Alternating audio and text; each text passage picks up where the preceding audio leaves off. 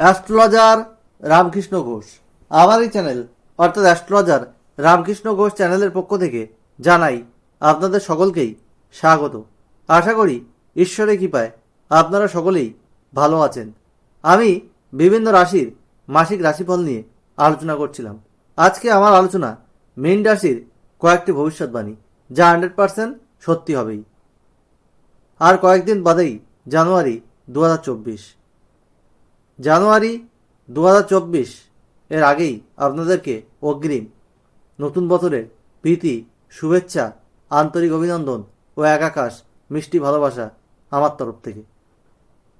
মীন রাশির জানুয়ারি 2024 তাদের স্বাস্থ্য কেমন যাবে, তাদের শিক্ষা, স্কুল শিক্ষা, কলেজ বিদ্যা, উচ্চশিক্ষা কেমন হবে, তাদের কর্ম, চাকরি বা ব্যবসা কেমন হবে, তাদের দাম্পত্য সম্পর্ক ও প্রেম জীবন কেমন হবে, তাদের পিতামাতার স্বাস্থ্য কেমন যাবে, তাদের ওভারঅল ভাগ্য কেমন হবে, আর্থিক ইনকাম কেমন হবে, ব্যয় কেমন হবে, এইসব নিয়েই কিন্তু আমার আলোচনা। আর ভিডিও শেষে আমি রেমেডি আলোচনা করব, কারণ আপনাদের শনি 7.5 প্রথম ফেজ চলছে, আপনারা সকলেই জানেন। তাই ভিডিওটি কেটে কেটে দেখবেন না, আপনাদের কাছে এটাই আমার অনুরোধ, পুরো ভিডিওটি দেখবেন। আর মীন রাশি জাতক জাতিকারা কিন্তু অনেক ট্যালেন্টেড হয়। এরা ভালো কবি হতে পারে, সাহিত্যিক হতে পারে, দার্শনিক হতে পারে। এরা ভালো কাল্পনিক মনের মানুষ, রোমান্টিক মনের মানুষ, এবং এদের কিন্তু ওপর থেকে দেখে বোঝা যায় না। এরা চাপা স্বভাবের। শ্যাওলার নিচে যেমন মাছ ঢাকা থাকে, ওপর থেকে তাকে বোঝা যায় না, তেমনই মীন রাশির মানুষকে বাইরে থেকে দেখে চেনা যায় না। আর এই মীন রাশির গোচর ফল জানুয়ারি 2024 সাপেক্ষে মীন রাশির অধিপতি ও দশমপতি বৃহস্পতি কিন্তু রাশির দ্বিতীয় অবস্থান করছে। আর রাশির দ্বিতীয়পতি ও নবমপতি মঙ্গল দশমে ষষ্ঠপতি রবি সঙ্গে অবস্থান করছে। অর্থাৎ নবমপতি এবং দশমপতির কিন্তু ক্ষেত্র বিনিময় এখানে হয়েছে। আর এটা একটা শুভযোগ।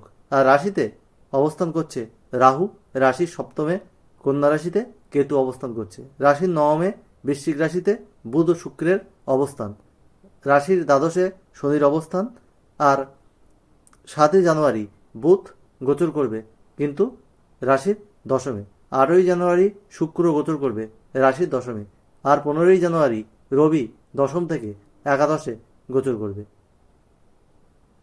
তাই প্রথমেই আসি স্বাস্থ্য নিয়ে। হেলথ ইজ ওয়েলথ, অর্থাৎ স্বাস্থ্যই সম্পদ। স্বাস্থ্য যদি ভালো না থাকে তাহলে আমরা কোনো বিষয়ে কিন্তু কনসেন্ট্রেট করতে পারি না, আমাদের সাকসেস রেট অনেক কমে যায়। এই মীন রাশির শারীরিক বিষয়ে কিছু সতর্কতা দরকার হবে। শনির 7.5 প্রথম ফেজের কারণে আপনাদের মানসিক উদ্বেগ, চঞ্চলতা, অস্থিরতা এগুলো কিন্তু বৃদ্ধি পাবে। আর আপনাদের একটা টেনশন, অ্যাংজাইটি আপনাদের ভিতরে কিন্তু কাজ করবে। এছাড়া অস্থির হোক, কোমর থেকে পায়ের পাতায় পেন, কোমরের ব্যথা, পিঠে ব্যথা, দন্তরোগ, চক্ষু রোগ, স্কিনের সমস্যা আপনাদের কিন্তু দেখা যেতে পারে। এছাড়া ইউরিনারি কোনো সমস্যা দেখা যেতে পারে, কোনো গুপ্ত রোগ আপনাদের কিন্তু শরীরে বাসা বাঁধতে পারে।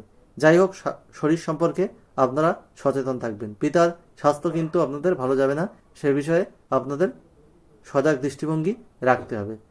আপনাদের যেটা করতে হবে সেটা হচ্ছে আপনাদের প্রতিদিন শরীরচর্চা ও এক্সারসাইজ করতে হবে, আপনাদের বিশুদ্ধ পানীয় আহার করতে হবে, আর সুষম খাবার গ্রহণ করতে হবে, এবং নির্মল বাতাস আপনাদেরকে কিন্তু নিতে হবে।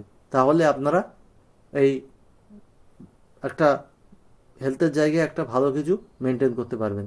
আর শিক্ষা, আপনাদের চতুর্থপতি বুধ কিন্তু নবমে 7ই জানুয়ারি দশমে গোচর করছে, আর পঞ্চমপতি চন্দ্র আর আপনাদের নবমপতি মঙ্গল দশমে রয়েছে। বিদ্যার জায়গা ভালো, আপনাদের মনোসংযোগ বাড়বে। শুভ গ্রহের দশা অন্তর্দশা চললে আপনারা বিদ্যা শিক্ষায় অনেক উন্নত হবেন এবং আপনাদের রেজাল্ট এক্সপেক্টেড আসবে। অশুভ গ্রহের দশা চললে কিছু অশুভ ফল পাবেন, কারণ আপনাদের রাশিতে রাহু এবং সপ্তমে কেতু জন্য আপনারা কিন্তু ফাঁকিবাজির একটা টেন্ডেন্সি আপনাদের মধ্যে চলে আসবে।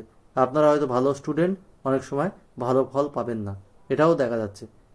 রাশিতে রাহু অত্যন্ত উচ্চাভিলাষী করে দেয়, লোভ বাড়িয়ে দেয়, একটু ফাঁকিবাজির টেন্ডেন্সি স্টুডেন্টদের মধ্যে চলে আসে। আর এই জন্যে আপনাদের একটু সমস্যা থাকবে। আর উচ্চশিক্ষার যোগ কিন্তু আপনাদের রয়েছে, বাইরে গিয়ে আপনারা কোনো পড়াশুনো করতে পারেন, তাদের সফলতা আপনারা কিন্তু পাবেন। এবং চাকরির ক্ষেত্রে দেখা যাচ্ছে আপনারা যারা প্রাইভেট সেক্টরে চাকরি করেন তাদের শুভ পরিবর্তন হবে, কারণ এখানে নবমপতি ও দশমপতি ক্ষেত্র বিনিময় যেটা শুভ যোগ, এবং দশমে মঙ্গল এবং রবি অগ্নিকারক গ্রহ অগ্নি রাশিতে অবস্থান করছে, যেটা শুভ সরকারি চাকরির ক্ষেত্রে শুভ পরিবর্তন হবে আপনাদের।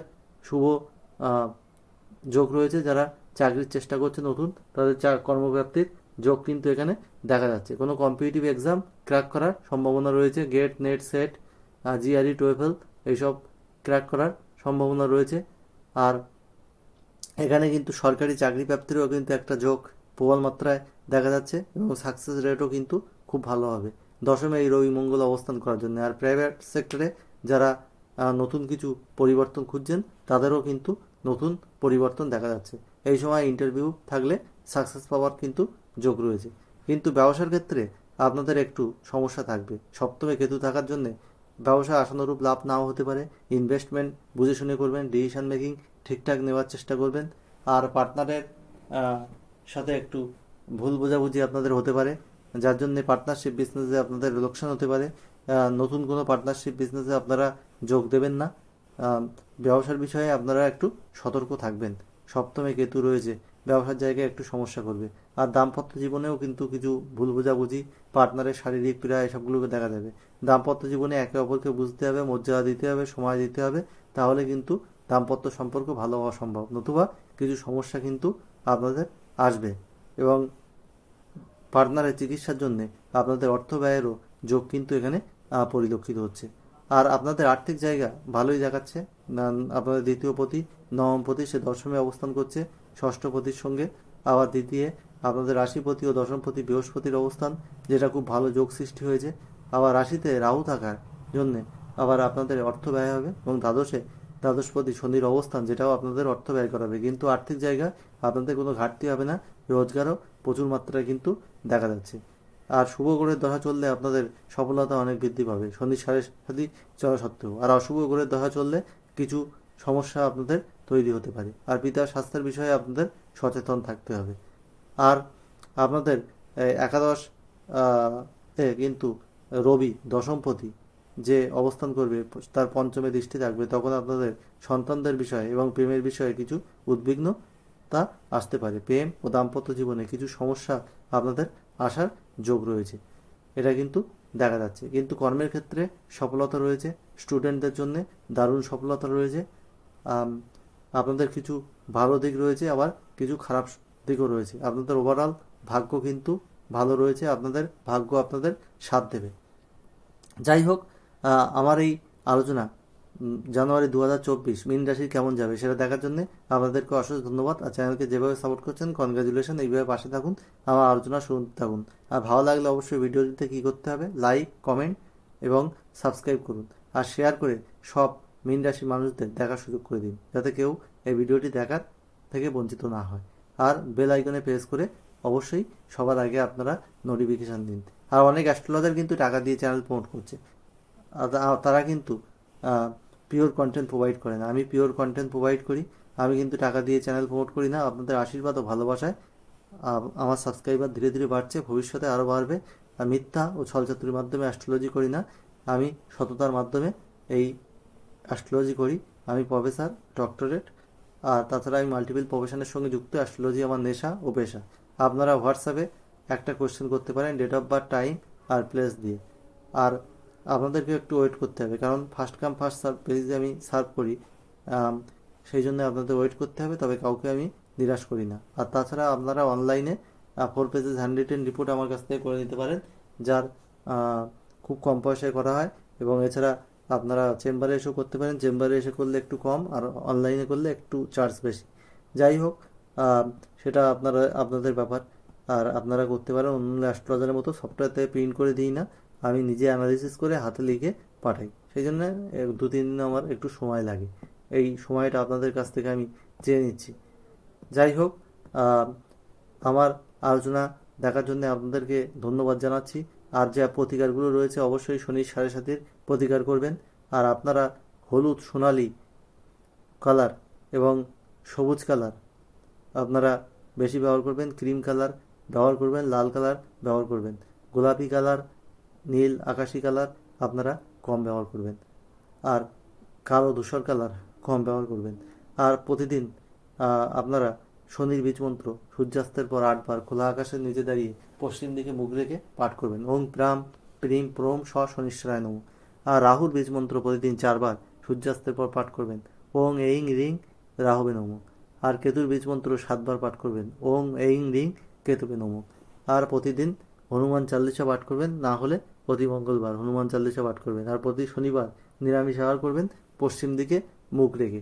আর প্রতিদিন বা প্রতি শনিবার সর্ষের তেলে কালো তিল দিয়ে প্রদীপ জ্বালাবেন, বা তিলের তেল দিয়ে প্রদীপ জ্বালাবেন, তাহলে শুভ ফল পাবেন। আর মাসে 1 বার শনি মন্দিরে নীল অপরাজিতা ফুলের মালা দান করুন, তাহলে কিন্তু সুফল পাবেন।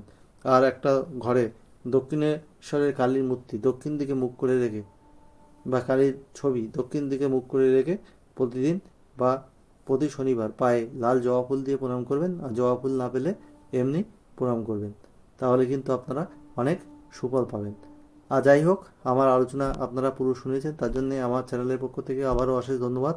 মীন রাশির অনেকটাই ভালো রয়েছে, আবার কিছু দিকে অশুভত্ব রয়েছে। যাই হোক, এই ভালো মন্দের মাঝখানেও আমি ঈশ্বরের কাছে চাইব সব মীন রাশির মানুষের জীবন নতুন বছর জানুয়ারি 2024-এ সুখ সমৃদ্ধি আনন্দে ভরে উঠুক, এটাই আমার কাম্য। আর আপনাদের জীবন ভালো কাটুক। আর আমি খুব তাড়াতাড়ি নতুন আলোচনা নিয়ে আপনাদের সামনে হাজির হব। আপনারা আমাকে সাপোর্ট করছেন, আমি আপনাদেরকে সাপোর্ট করব, একে অপরের পাশে থাকব, এটাই আমার ইচ্ছা। আর এইভাবেই আমাদের পথ চলা। আর খুব তাড়াতাড়ি আপনাদের সামনে নতুন আলোচনা নিয়ে আসবো।